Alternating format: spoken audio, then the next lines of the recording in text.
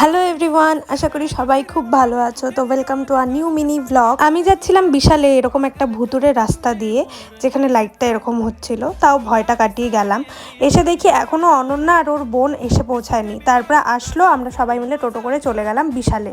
বিশালে ছিল চৈত্র সেল, আর ওদের কিছু জামা কাপড় কেনার ছিল, মানে শপিং করবে আর কি। গিয়ে দেখি বাবারে বাবা কি ভিড়, এত ভিড়, মানে শিলিগুড়ির প্রায় বেশিরভাগই লোকজন এখানে শপিং করতে চলে এসেছে। তারপর ওরা বিলিং করালো, আমি কিছুক্ষণ ওয়েট করলাম, বেরিয়ে এত গরম লাগছিল যে একটা স্মুথ কিনে খেলাম। তারপর চলে গেলাম রিলায়েন্সে, ওখান থেকেও ওদের কিছু শপিং করার আছে।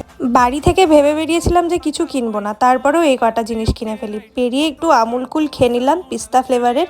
তারপর হেঁটে হেঁটে বাড়ি যাচ্ছিলাম, আর ওর ছোট বোনকে দিয়ে আমাদের সব জিনিসপত্র বহন করাচ্ছিলাম। তারপর চলে গেলাম এখানে, ওরা কুর্তি বানাতে দিয়েছিল, সেগুলো নিল।